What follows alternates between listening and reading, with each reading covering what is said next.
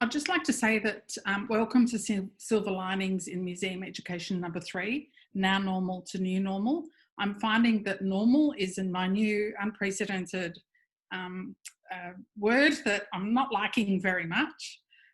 So this particular forum allows us to connect with fellow museum educators and public programmers to discuss the impact of COVID-19.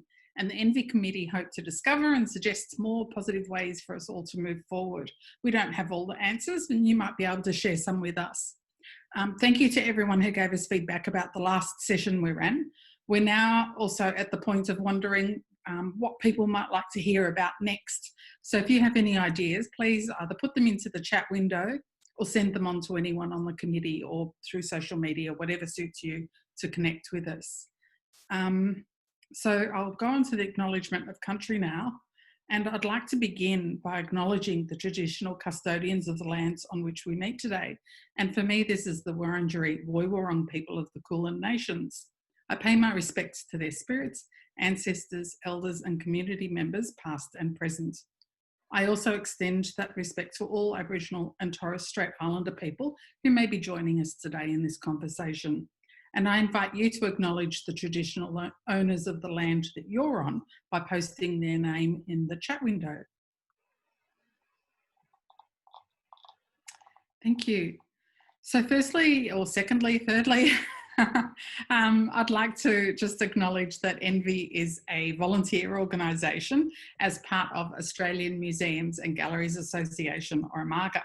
And I encourage you to formally join us by joining AMAGA and adding the education network to your membership. If you otherwise, you are free to connect with us for absolutely no cost whatsoever via our website and social media. So I just wanted to let people know that people can join Envy, and that's the way to do it. There's more information on our website about that as well. So today we've got some of the Envy Committee that's are going to be the people at the top of this conversation. So Michelle Kiag from the National Trust has very kindly agreed to put all of this PowerPoint together and facilitate our conversation. Sue Burgess and Andrew Hiskins are going to support her with that and help the conversation flow. And Celia Mallard I should say Sue is from the Shrine of Remembrance and Andrew Hiskins is a museum consultant, and Celia Mallard is going to, it has facilitated the Zoom conversation for us. And Celia currently works at AMAGA Victoria. So thank you to all of my fellow committee members for your time and your contributions today. And let's get it going. Okay, thank you, Christine. And hi, everyone. It's lovely to see some new faces and some regular faces that have been joining us through the Silver Lining sessions we've been running. This is our third one. And we're really using this platform as a chance to create an environment of sharing and support within the cultural organisations sector, but with a specific focus around education. So we're just looking today at emerging from our now normal to our new normal. And at the time of planning this session, we were working towards unknown deadlines. We were planning and preparing for unknown deadlines. And in around the time that we announced that we were doing Silver Linings 3, this changed and the government announced that we could reopen, and with those protocols and restrictions in place. So that's where we're at today, and that's what we're talking about. So having a look at this quote just to begin with. I'll just let everyone have a moment to read it.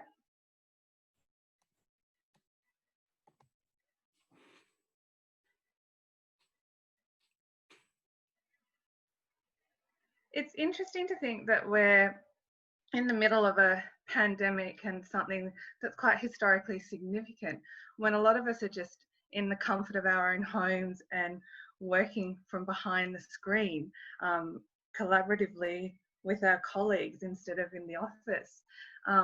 Obviously, it has impacted a lot of people in many other ways, with industries affected and people out of work and what have you.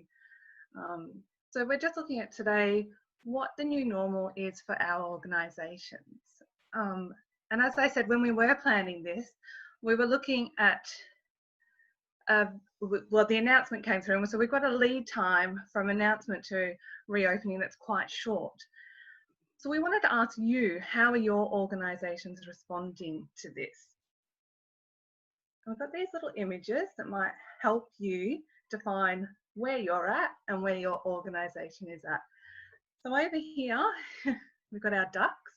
We've got our duck calm on the surface who is madly paddling underneath. And then this one, we've got our duck who's just madly paddling underneath and on the surface, wings flapping. We've got our duck who's got their head in the stream, possibly nodding in denial at this point. And we've got a bit of chaos over here, maybe that's your organisation. Someone looks like they're in the lead, but a lot of chaos behind the scenes.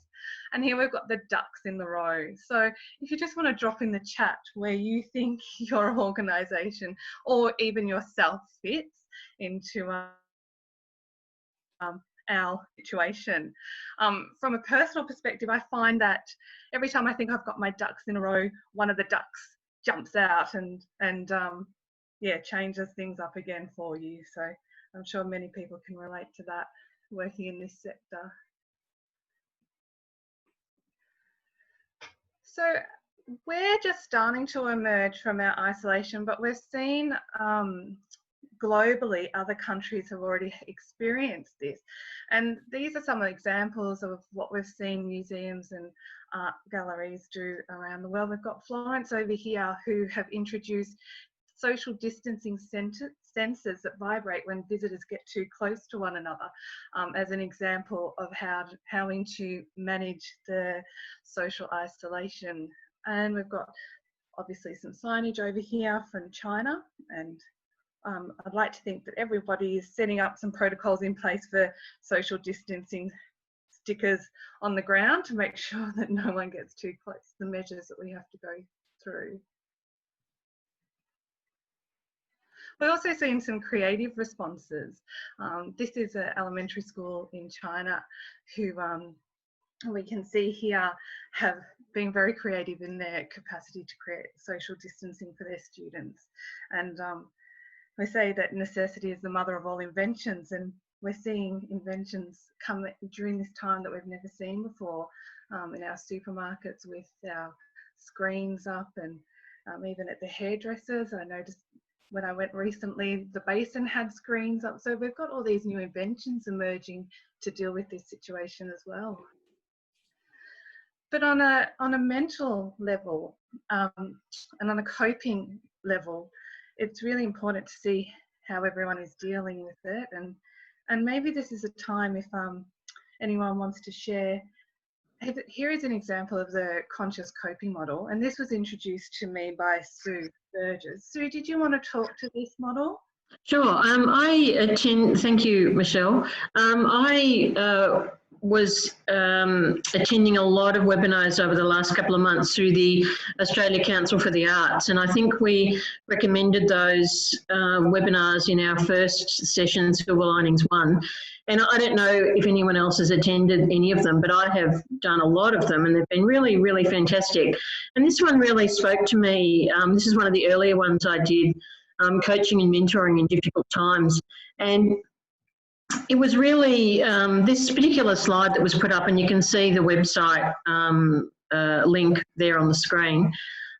This really spoke to me because, you know, we have people at all stages of this this graphic, if you like. We have people that are really quite fearful of what's potentially happening, people feeling, you know, pessimistic, overwhelmed. I know my team have had periods of time of feeling like that, but then getting into a conscious zone of, okay, so I might feel that way, but how can I work with that?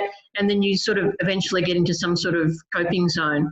But I'd recommend that you go onto that that website and have a closer look at that. But it really helped me to sort of think that not everyone is in the same place that I'm in, and that we need to work with everyone in the different places that they're in to get to what might be our new normal, which is the dreaded expression that we're all using at the moment. Great, thanks, Sue. That sums it up well. And just to let everyone know, this PowerPoint will be available, and as we said, it is being recorded, so we will be able to share this with you, and you'll be able to have access to the links to find out more yourselves. And so another model we were looking at and discussing as a collegiate group within the ENVI team was one of these coping mechanisms. And then Christine was talking about the stages that she was in, and she introduced us to this graphic as well. Christine, would you like to speak to this graphic?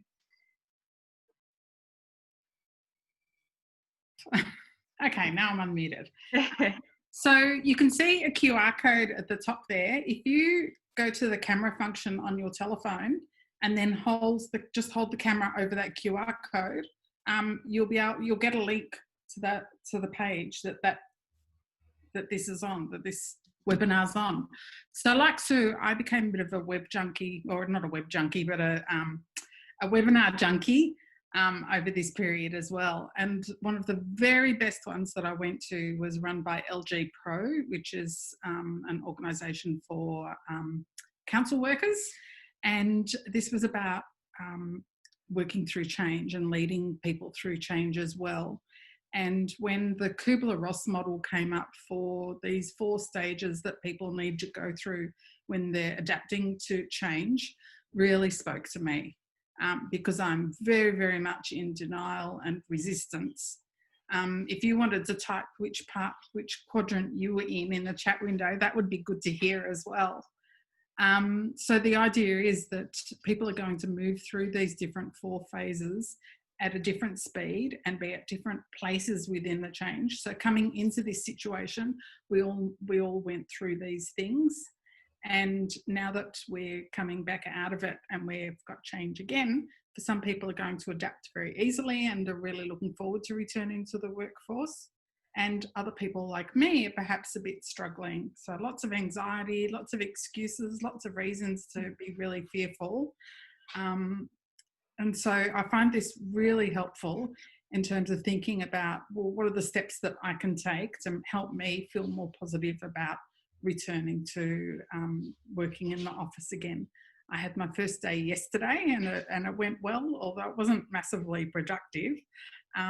Just as when I first started working at home, I was anxious and found it difficult, which now I'm well settled in and I'm enjoying being with my cats and I'm getting lots of work done. So this was one of the best webinars that I went to, and thankfully it's been recorded and people can watch it. So it was around the halfway mark that they started talking about this aspect that I found to be the most helpful. Great, thanks, Christine. And similarly to what you were saying, similar to what Sue was saying, it's really important to be aware of where you're at, but also where your colleagues are at in terms of their growth and progress through it. Yeah, particularly if you're leading people. Yeah, so are you leading? I don't particularly have a leadership role, although I manage some volunteers at the moment. I'm not managing paid staff members, but I think that you are, Michelle. Yeah, yes, I am. Yes. So how are you finding moving through phases and getting everyone sort of up to speed and on board, paddling in the same direction? We've got a really great communication going with our staff in terms of how we're emerging out of our isolation and moving through the stages of reopening. And I think it's really important to have that consistent communication, that strong communication. We're at different phases for different properties at the National Trust of Australia. So that does mean in terms of our education programming, obviously that's not resuming at the moment, and we've got learning facilitators who I manage that don't have activities to do at the moment because of the lack of education programming. That doesn't mean we can't utilise them in other ways, which is something we're exploring as well, how best to do that. And it all plays into JobKeeper as well. So there's a lot of things at play, really. Yeah, and a lot of anxieties for people in relation to job security as well. which I think I get the sense that our part of the museum has been impacted quite a lot, given that we have a lot of casuals and sessional staff that work in education and the delivery of public programs. I know it's impacted lots of all of the artists that I work with as well. Other people might have something. Sue? Well, in terms of leading a team, I have a team of 11, and they're all, I guess, at different stages of either your diagram or the earlier one. And I guess as the leader of that team, I've really had to be sort of positive and calm at all times when I didn't always feel that way. And I've found that to be quite, that's been quite challenging at different times. But now I feel like people are getting past some of their fears and are actually keen to get back to work, and really now thinking about what it's going to take for that to happen, which is really encouraging. It is encouraging, and that leads us well into our first discussion point with everyone. So from where we're going to now, what will you be doing that is new? And before I open up to everyone, I just wanted to mention that in our presentation, I've used a lot of memes, and we've used a lot of memes during this time. And I don't know if anyone else has experienced this during COVID, how memes have been really a good form of coping mechanism, a capacity for there to be a bit of humour around a serious situation, or to help explain a point, or just I think so. I have used them, and we have shared them quite a lot within our network. So new normal. What are we doing that is new? Did anyone want to jump in? I'm going to open it up to everyone.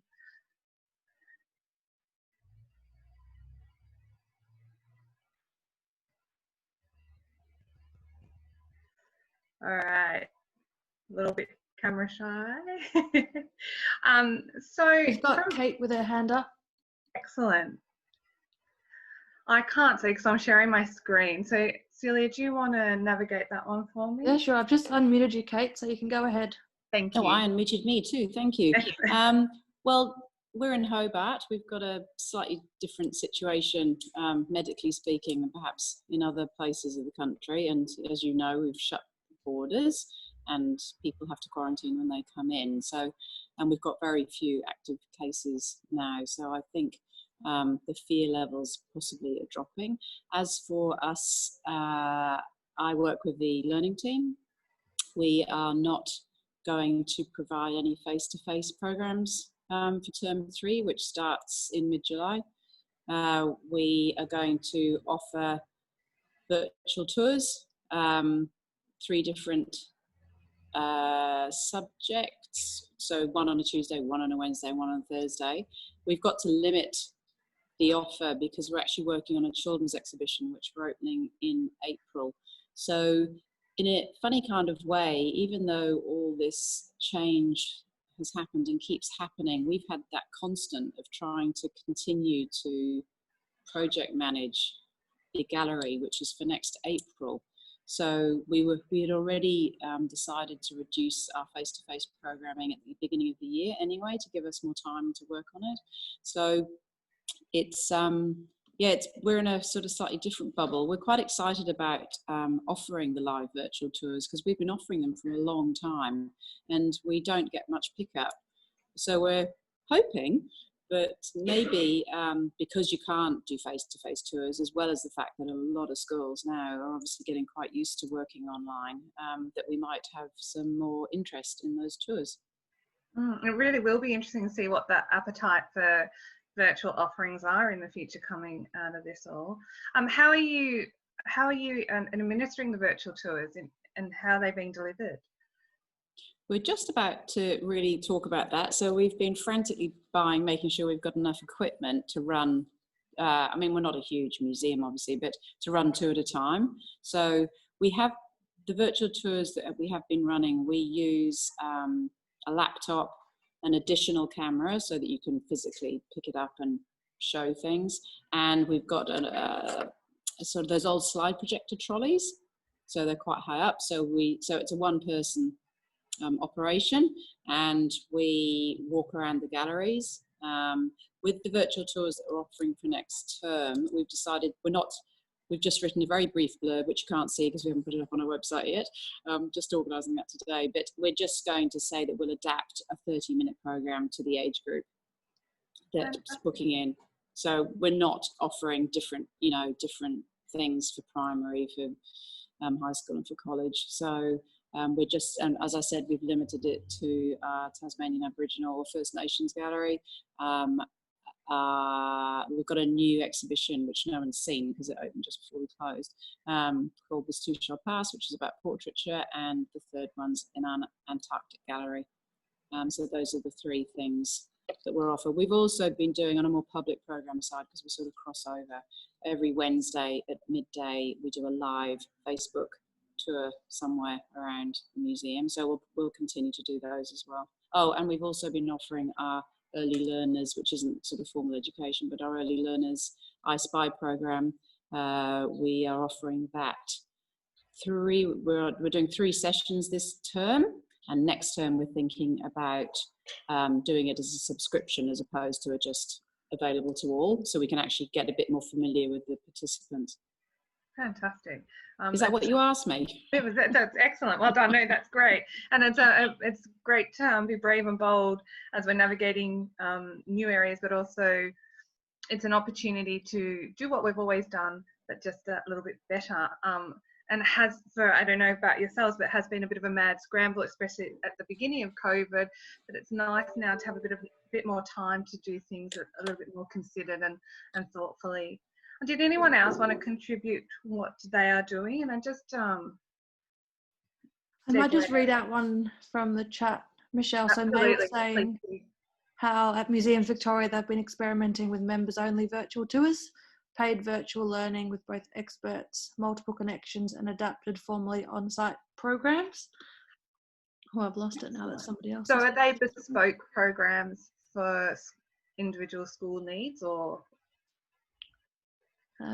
So no, they're not. So I mainly work at ScienceWorks, which, as some of you might know, is very hands-on, and that's not great in this environment.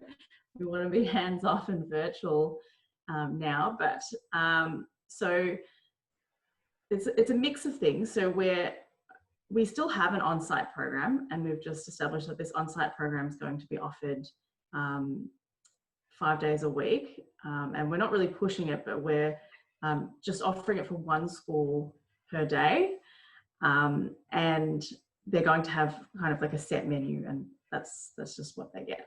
And it's been pretty ridiculous because we've had to cut down from maybe 20 on programs to just 2 or 3, and that's to minimize cleaning between sessions and think about maximum capacity.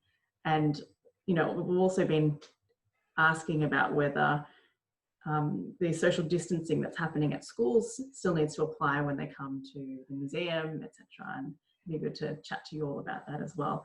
In terms of the virtual learning, we've adapted 3 of our programs to virtual learning. And when I say we've adapted it, it means I'm still in the process of adapting them and converting some of our education spaces to virtual learning studios, which just means, two cameras, possibly one camera and an iPad.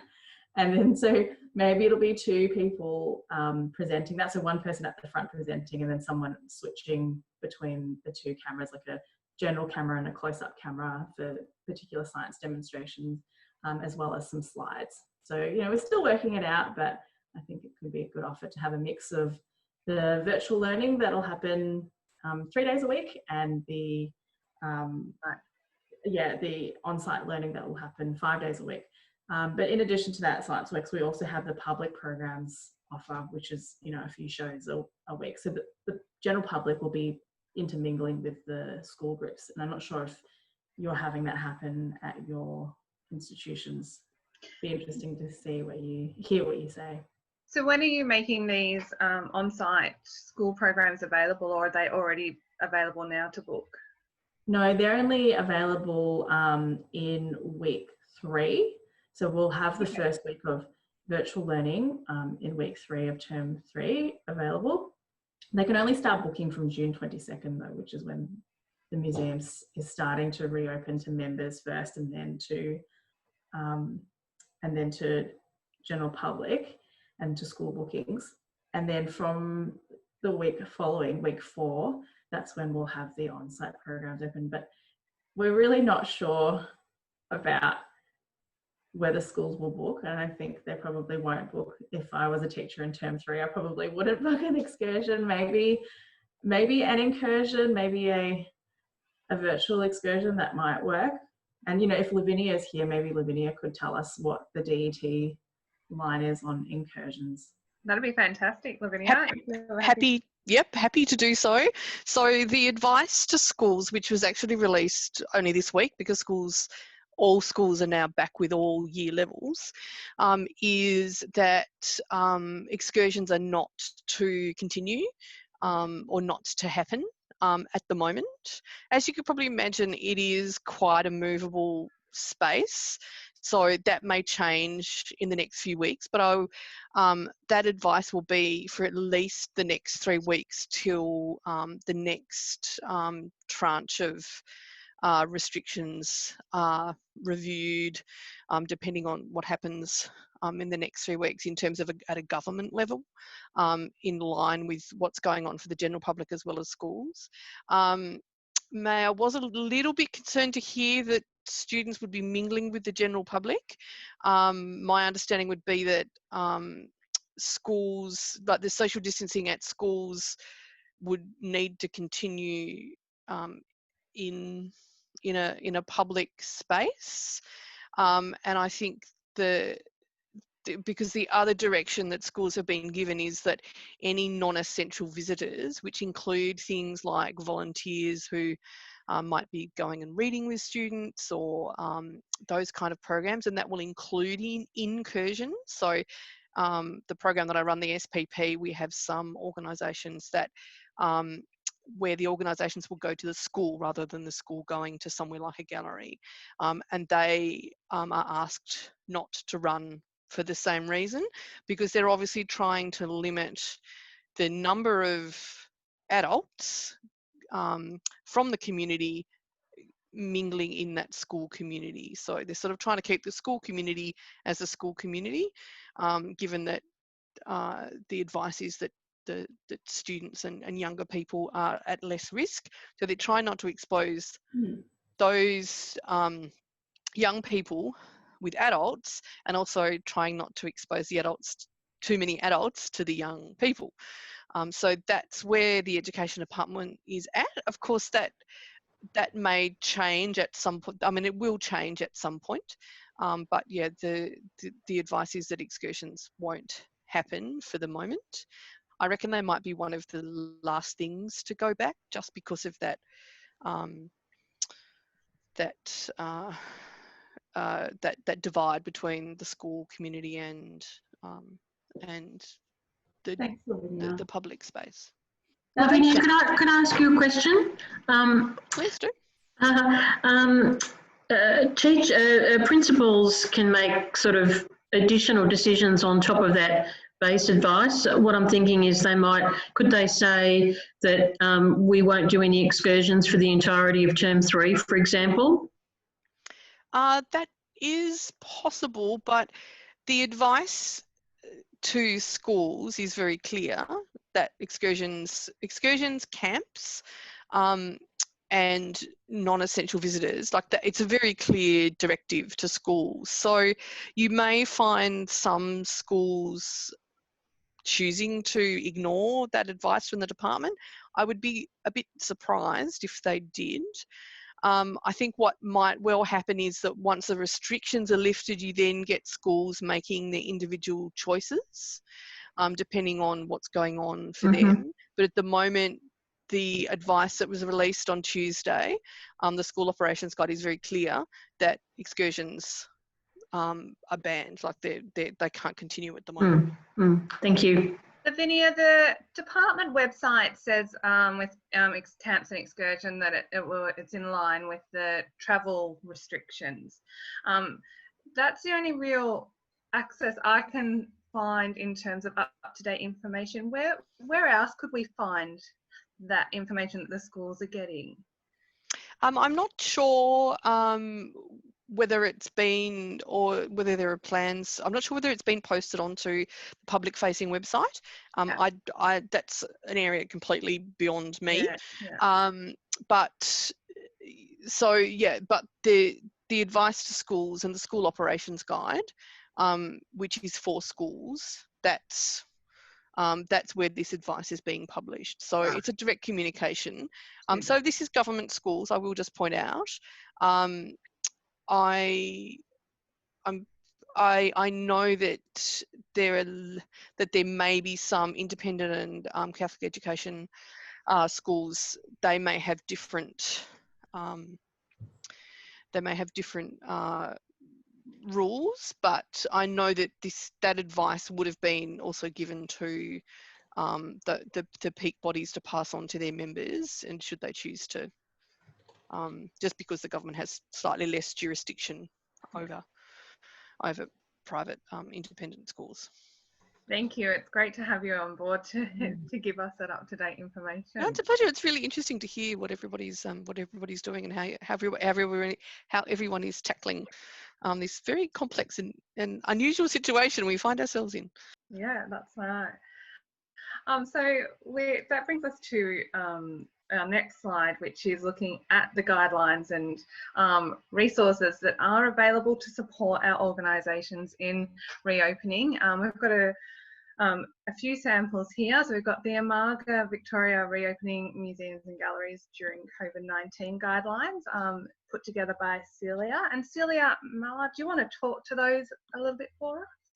Yeah, sure. So I won't go into too much detail, but I was responsible for putting together Umaga's ones, and that was kind of done in consultation with people across various kind of departments and areas. And it's been broken down into 3 stages. And kind of one of the main directives is people will obviously progress when they're ready. Don't be doing things before your venue is prepared. Just because you are allowed to do something doesn't mean that you should be doing something. In terms of kind of education and programming, that's kind of the 3rd and kind of final stage in these guidelines. So it starts off with staff returning to work, and then we've got the public returning, and then the 3rd step would be education programs and public programs.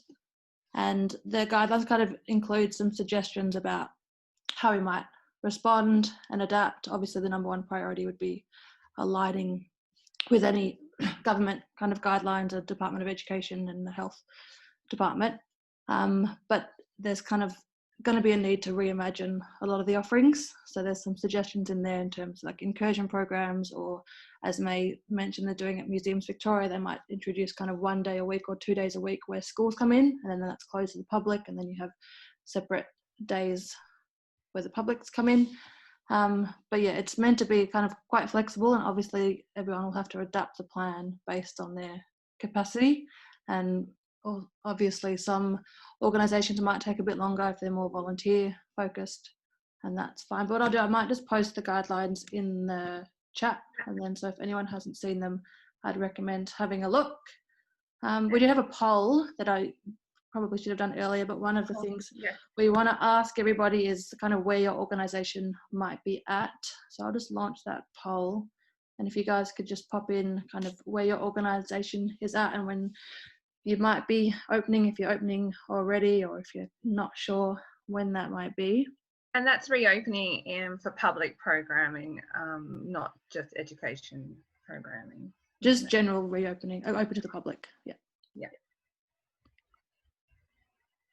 So we've got, I'll give it a few more minutes, then I'll let you know what we've got. While that's happening, I'll post the link. And I'll just keep talking. We've got the arts and culture guidelines for Corona from the Creative Vic, which are very thorough. And on the website for Creative Vic, that includes frequently asked questions, as well as templates for signage and sign-in sheets. So that's really useful as well. And we've also got an example of the public galleries guidelines for reopening too, which I'm sure other people have found very useful. And that can be downloaded from there. All of these are accessible as PDFs on their relevant websites. So we've looked at what we'll be doing what we'll be doing now, and one of our board members asked the question as a thought provoker for us all at the National Trust is, what will we no longer be doing? And I thought that was an interesting question. I wondered, we all know what we won't be doing in terms of physical contact and hands-on activities and providing resources to teachers rather than having them bought. But I'm wondering, is there other things that people are considering that they'll no longer be doing that is actually going to change the nature and shape of their programming? And I might open this up again.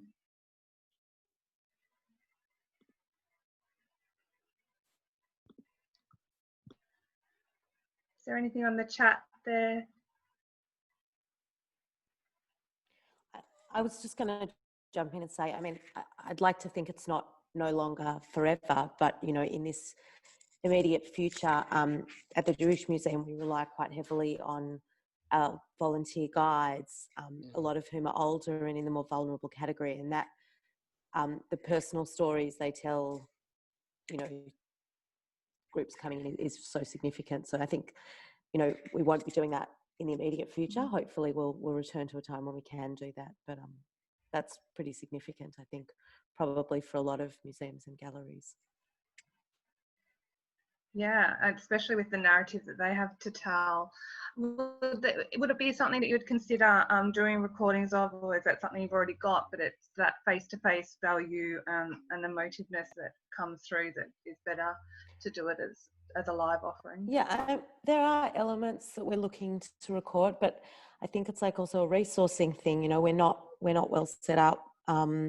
We don't have the resources to kind of turn around a whole suite of AV material in this time. So it's kind of it's about addressing like what are the priorities and how do we get the funds to do the work that, you know, will have the same sort of impact. Yeah, well said. We're in a similar situation at the National Trust as well.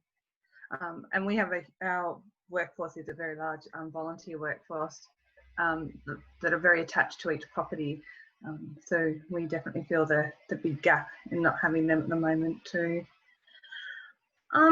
So with education programming focus for this group, and in light of the current restrictions for excursions, how are your organisations sustaining this? What is the impact on your education programming?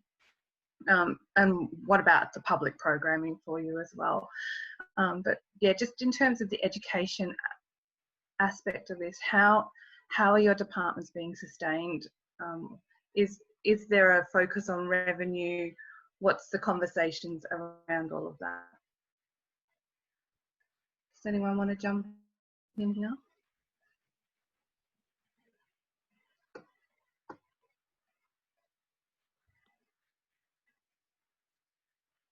I'm just having a quick look at the chat.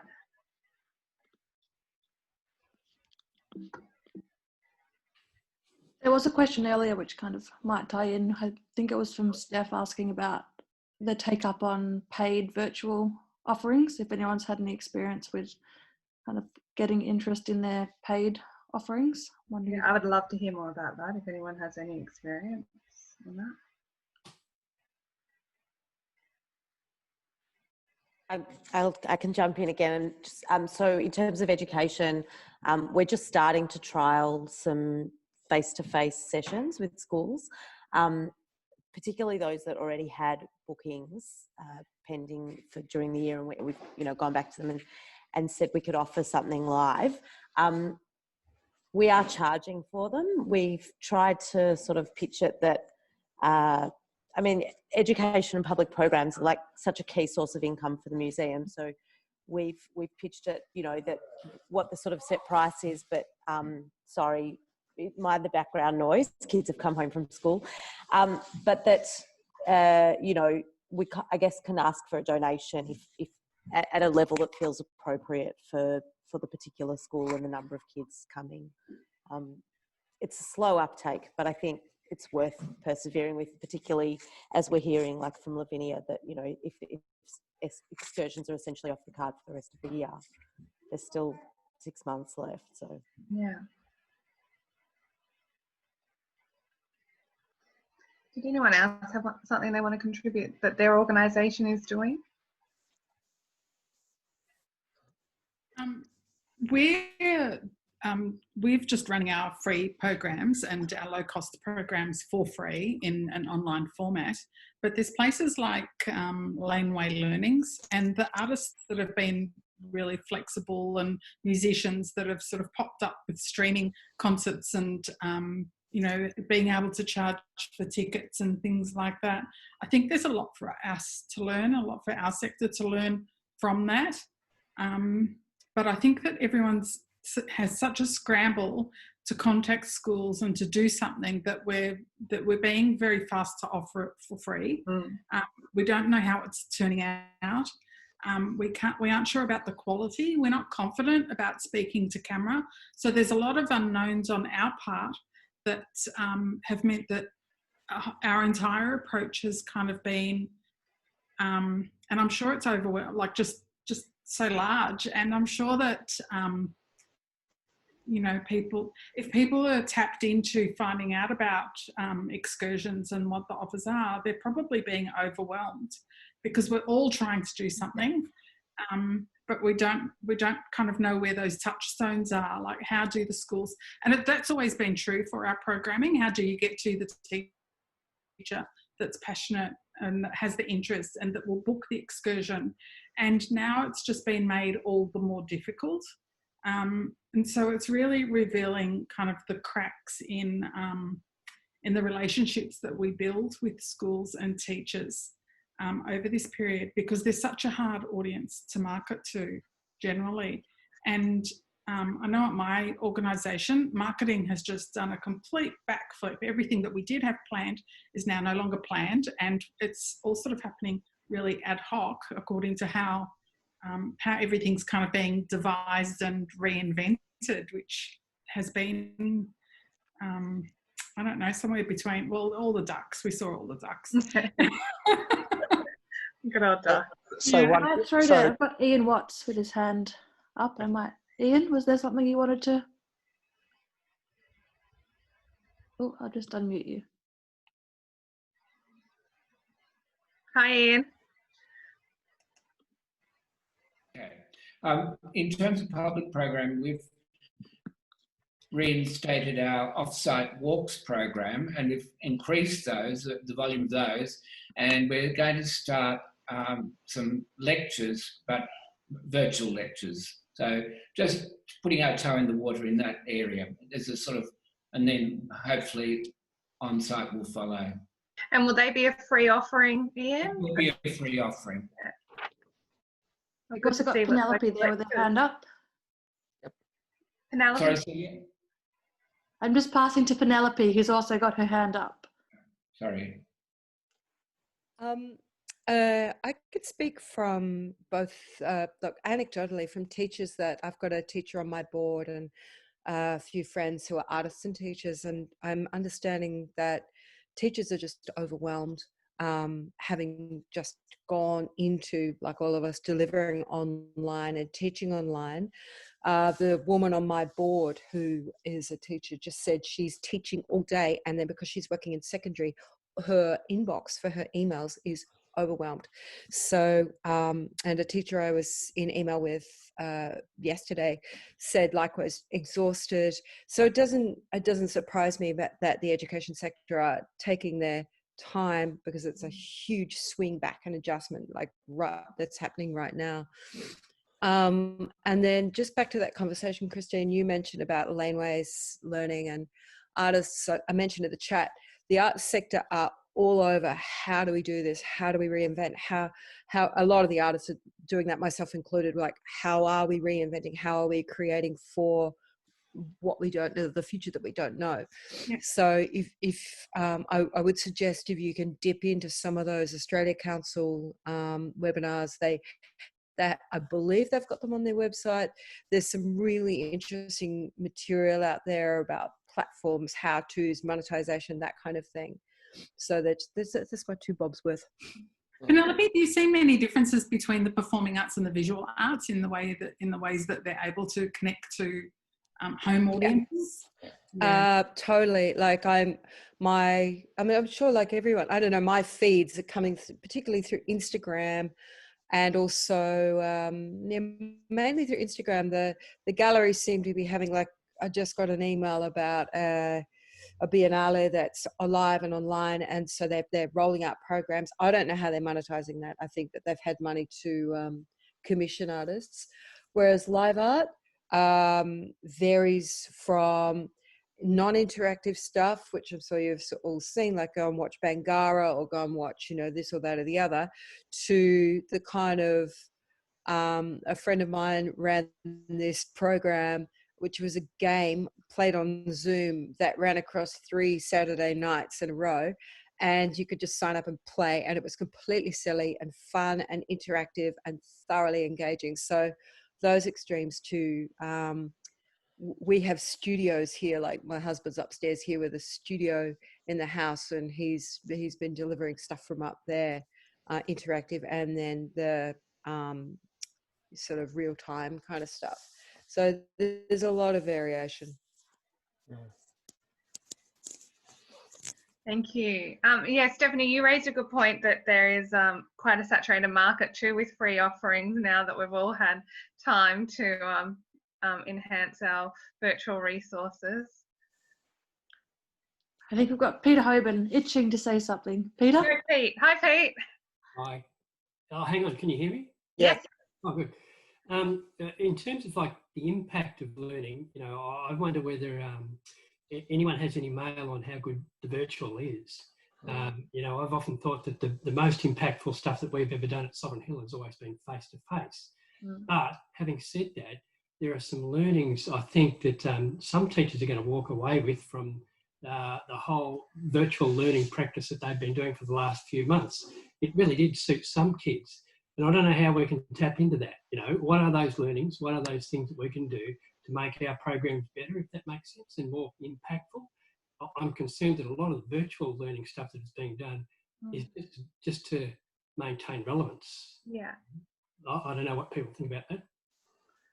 I feel in the same vein as you there, and I think it's a bit more reactive rather than something that's worthwhile. And I don't know if it's worthwhile for my organisation in particular to focus our time and resources on that when we do need that visitation and that face-to-face for survival. But nevertheless, I think it does, it's Andrew here, I think it does represent a challenge, because I think what's been thrown into stark relief through all of these changes is just how primitive the use of technologies has been in schools. So it's been around for a long time, but I don't think it's been embraced in ways in which people have to. And so really it's that question of what are the things that we are able to learn, and what are the kinds of things that are going to be learned in schools about the changes. Because I mean, there have been comments about, you know, perhaps the cracks between our understanding of our audiences, and I think that aspect of understanding communities is another thing that's been thrown into relief. Within a school environment, there are issues around like that social environment. So not being able to mix has been an issue, and I think that that's something that we need to think of as one of the ingredients into our programs, even if they are being delivered virtually. And the other thing is too, in what ways can we take this as an opportunity to address the kinds of equity gaps, which again have been thrown into stark relief by the changes that have happened through COVID-19. Because, I mean, the quote that we started with from Arundhati Roy extends. So I might read you out the entire quote. That'd be great. Historically, pandemics have forced humans to break with the past and imagine their world anew. This one is no different. It is a portal, a gateway between one world and the next. But it goes on to say, we can choose to walk through it, dragging the carcasses of our prejudice and hatred, our avarice, our data banks and dead ideas, our dead rivers and smoky skies behind us. Or we can walk through lightly with little luggage, ready to imagine another world, and ready to fight for it. And I think that's really the kind of challenge that we need to be thinking about, because sure, we're all being sort of squashed back into doing the things that have been done before and trying to use those models that have been done before. But I actually think there is an opportunity to think more creatively about that. And that's the challenge, just buying enough time in the busy time in order to be able to address some of those opportunities and address some of the changes and the issues that exist around digital technologies, around equity, around a whole range of things, which now seem to be almost within our reach. So that's my 2 bobs on it. A very profound way to summarize. I feel like this is like a nice point to end on. Thanks, Andrew. I think you're right. It's been a steep learning curve for schools in terms of, and for all of us in terms of getting that technological access. There's some good points being made in the chat, so I hope everyone's been able to read those. And I think we'll find from this in the next 12 months, there'll be a lot of study papers released around the impact that this actually has had on learning and on the sector itself. There's quite a lot happening in that area already, but it is, as I said, it's the kind of challenge that I talked about. And actually, Penelope said it earlier in the chat when she said, which duck is morphing? So I think that's the question. We didn't have a morphing duck. No, we didn't.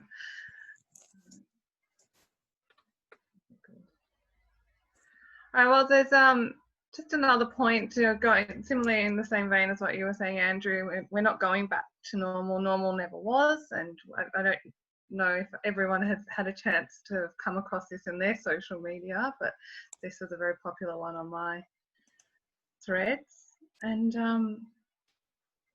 that kind of brings us to the end of our chat. Did anyone else want to contribute before we do a little poll on your thoughts for today?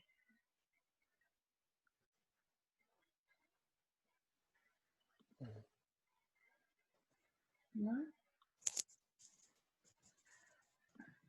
So, it's Lavinia here. I was just going to say that that you're absolutely right, that the 2 issues of how to use technology in an education setting and also one of equity are things that the department has had to grapple with over the last 3 months, and is also going to continue to grapple with. It's something that we are actively looking at, because the experience of different schools, or each school, has been quite different.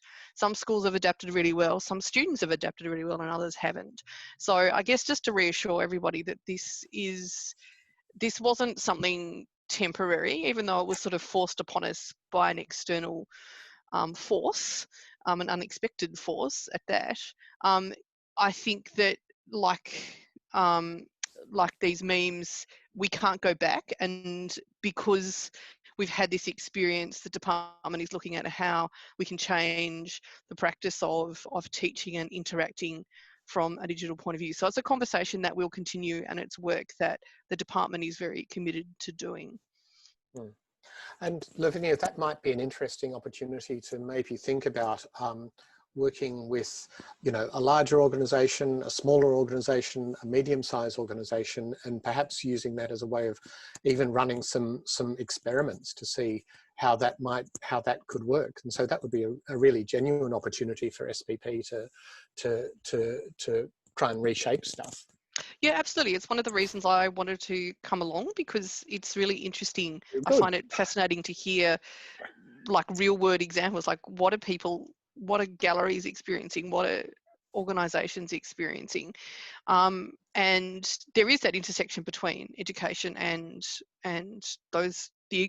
the organisations that you're representing. So I'm very keen to continue having that conversation, and I know, and the department, as I said, is very keen to, is very committed to looking at this intersection. So, and I think the SPP is a really good way, a really good point at which to do that. So we'll have to see how it goes in terms of the budget, but whatever funding we've got, we'll do our best to work with it as productively and constructively as we can.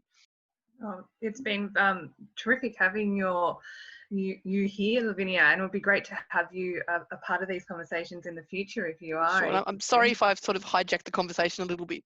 No, yeah, it was because education. We might just have one more question for Lavinia. I do have a quick Right. question for Lavinia. Actually, it's Nadia Kachenko from Museums Victoria here. I've just sort of come in at the end. I'm sorry to be running slightly late.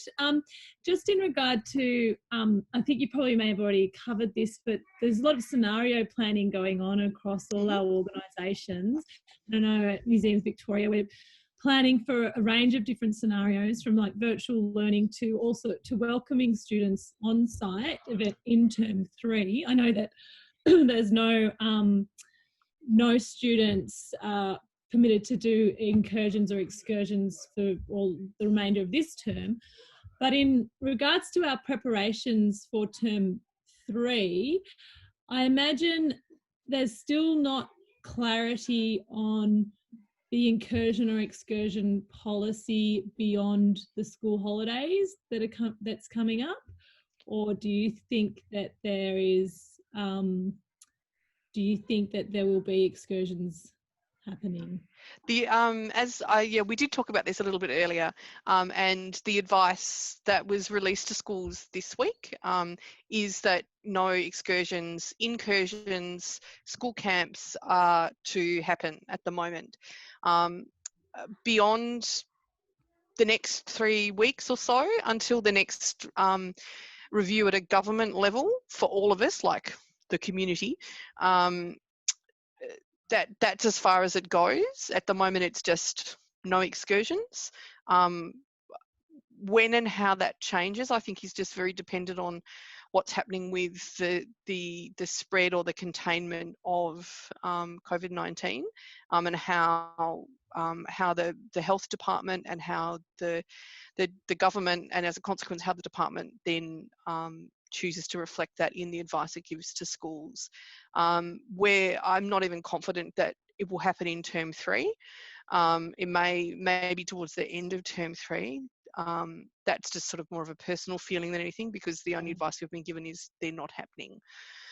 Excursions are not happening. Yeah. So that's just good to know, to get even your sense of what direction it might head, just in terms of all the back end planning that we're doing in our organisation. I think you need to be very, very conservative, because the other thing is that, as you were saying, schools are quite overwhelmed by the environment they've found themselves in. I think our feeling is that term 3 is really going to be a consolidation term, where they're very schools are very internal. They're going to be trying to assess what gaps they've had and trying to fill those gaps. And I don't think they're going to be able to put their head up to think about things like excursions until probably term 4. I mean, as I said, again, that's just a feeling from talking to some of our connections. It's not sort of an official thing, but that's sort of where we're at. Yeah, I mean, Nadia, you're very welcome to, if you wanted to chat about it more, very welcome to get in touch. That's fine. I was just sort of wanting to get a bit of a sense. Yeah, of course. You've obviously already covered it, so that's fine. I think. Thank you for that, Lavinia, and happy to. It's a pleasure. But yeah, if people do want to chat a bit more, feel free to get in touch with me offline. Thank you. Thanks, Lavinia. Thanks, Nadia. Good, very relevant questions. So I just wanted to finish off with a bit of a laugh, because we've all been throwing around the new normal for a bit. And Celia, would you like to put the poll up for today's session, please? There we go. Is that up? Thank you, it is. So if you'd just like to let us know how you found today's session in terms of support for yourself personally, it would be great if you could add that feedback for us. And if anyone had any last questions or input before we wrap this up and sign off. Christine, did you want to do a group photo again? Yes, that would be fantastic to get a group photo. Is Celia able to do that, or is that something that I need to do? Thank you. Does everybody Fantastic. So people are grateful this is a thing and learn so much. And lots of people feeling reassured that we're all in this together but apart. But we're all edging a little bit closer and closer together as long as we stand on the sticky dots. So it's all sort of working out. Is there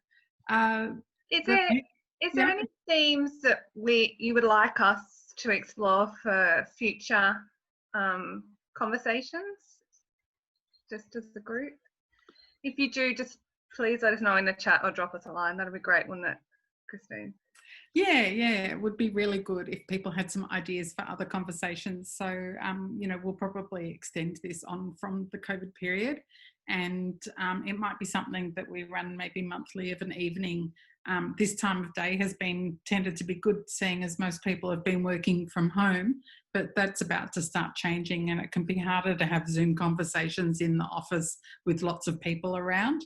So we might do some polls and get your feedback on that, about how that's going to be best moving forward. And it's also an opportunity to be able to have some regional Victorian people on the Victorian committee as well. So having said that, the National Committee is, they're Zooming now as well, and they're looking for new members. So you can go onto the website to join the National Committee as well if you're from another state, and they'd be very grateful to hear from you. So yeah. I'll just ask everyone to smile for a quick photo. So that smile and wave, do high fives. Great, thank you. It's pretty crazy, isn't it? Thank you very much for that, Celia. That'll be up on our Facebook page. Yeah. And we are all coming to terms with Zoom and interacting with each other this way, and it is very reassuring to be able to see so many familiar names and faces and organisations. And so I'd like to thank you all very much for your time, and I look forward to connecting with you again perhaps next month. So thank you. If the committee could please stay on for a debrief.